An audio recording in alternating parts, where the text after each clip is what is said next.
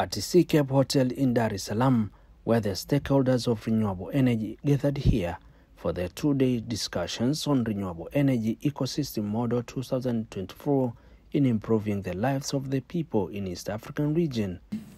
Energy is noted as the prime driver for socio-economic development, and until you move it to the people, until you move it to strategic value chains such as agriculture, you will not see that transformation, but you will stop at output level. Ladies and gentlemen, that as a country, we developed a productive use of solar energy strategy and roadmap. In addition to that, we realized that there are other energy sources that could form DRE. So we are now developing an integrated productive use of energy strategy and roadmap. There are reasons why we are doing this, because we think we must diversify our energy sources and so the opportunities that come with it. When we do productive use of energy along the value chain, we don't only look at the pool side. It's quite often that projects like these concentrate on the value addition side. That's the pull side of the value chain. Pull side must come with a push side. So we are promoting technologies that push production so that when you start value addition, you have the right volumes of resources to add value to. Tanzania is represented by the Assistant Commissioner of Renewable Energy from the Ministry of Energy, Engineer Imani Mruma. We have other projects from the renewable energy, like geothermal power, from the projects at Ngozi, Kejombaka, Songwe, and Ilhoji. All of this is situated at Mbeya and the Songwe region. So all this will be contributing by 2025 to 100 megawatts. So these are the initiatives from the government. Some of the institutions present here have shown on how they have invested a lot of money to support renewable energy initiatives across East African region.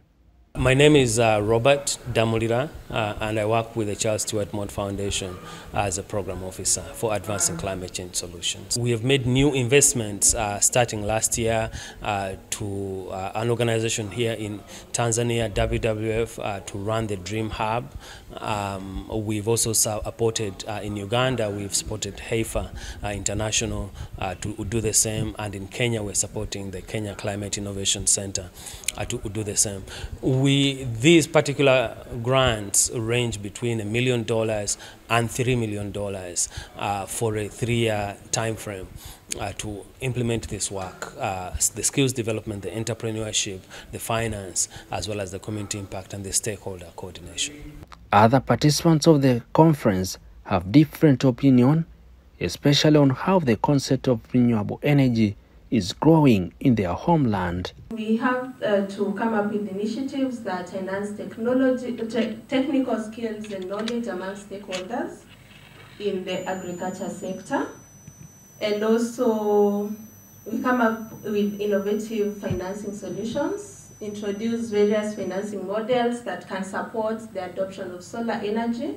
There is a growing interest on carbon credits, so we need to see how we can also support smallholder farmers trade in the market, explore aggregation models or any other form of models out there to support smallholder farmers have the capacities to trade in the carbon credit markets. But there is also a growing interest on distributed renewable energy, or whenever you are designing a program, be like very intentional in collecting data and not just reserve it to yourself, but reporting to inform the government, because the government is calling out on us to provide data, but we also need to set aside funding for data collection for us to know, to inform also the investors, because the investors also need to be informed on the type of financing they can design for the agri-solar space. Data is the key for us to attract more funding, to attract more innovation, to attract more partnerships. On 9th, 2024, the conference continued, and here are some of the presentation. I'm here to tell my story, not to lie today. Innovation Village helped me to refine my story It was a great opportunity. But even before we met them, like my brother said, we've been trying to innovate, you know. And I met one of my colleagues, Fred, and I was saying, I've not heard of Look Solar. Yes, we've been in the background trying to innovate, trying to burn our fingers for the last now close to 10 years. My story began with my old man. He's the one who started Look Solar, my father, and he thought that he would light up his village just like this because he went to Germany and saw magic when he saw solar in a winter country. And he was like, why can't we do this in Uganda? Why is my village in the dark? So he came back, ran around with his idea, excited all of us, especially me, who is easily convinced that the thing is going to work. So in 2015, we registered Look Solar. Of course, with my help, I was still in employment. One of my commissioners said that I'm one of those guys who wanted to be bankers, so I studied finance. The farmers right now, in Tanzania and East Africa generally, most of them, they're using this manual labor equipment, like buckets to irrigate. That has caused them to use a lot of time at the farm, and they spend a lot of time and energy to do that. So what we do, we wanted to give them that access with the design. We have almost like 15 types of pump, and we allow them to discuss with us the modalities of purchasing the product. So they do pay the upfront capital, and then we divide the payment up to 2 years to make sure that they comply with the accessibility of the product. But also the community that we're serving, we're giving them free services, after sales services. When the product is having a problem, we go and serve them. We've given them a limited time that we don't want them to go dry with their crops. But we make sure we work with the geofencing. We have regions that we operate, and we have some regions that we don't operate in Tanzania. But Uganda, the coverage is a little bit good because we're selling small pumps that can give up to 1,000 liters per 1 hour. Has been going very good in Uganda. But in Tanzania, most of them now, they're in transition to commercial farming, especially to the southern corridor. Most farmers, they're doing avocado now.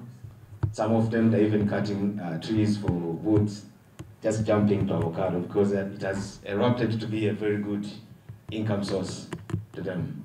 So this is a sample of the picture that we do generally as a business model. We do 2 types of pumps. We have surface and borehole pumps. But we first understand the design by surveying the site. We check the total dynamic level. We just understand the water source, like how I've said.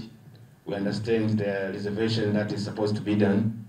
And when you look at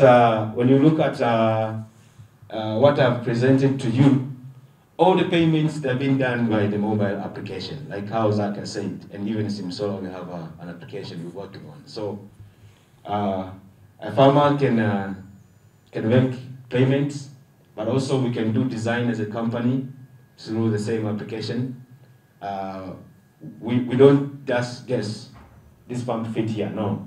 What we do, we put the measurements that we get from the farm to the application. That is when we can just we can see the pump design that fits for the farmer. The conference focuses on financing and the ecosystem of agro-solar entrepreneurs in East Africa, aiming to share innovative financing approaches and frameworks within the agro-solar ecosystem. Garner support from financiers and shape a supportive policy and regulatory environment for clean energy financing.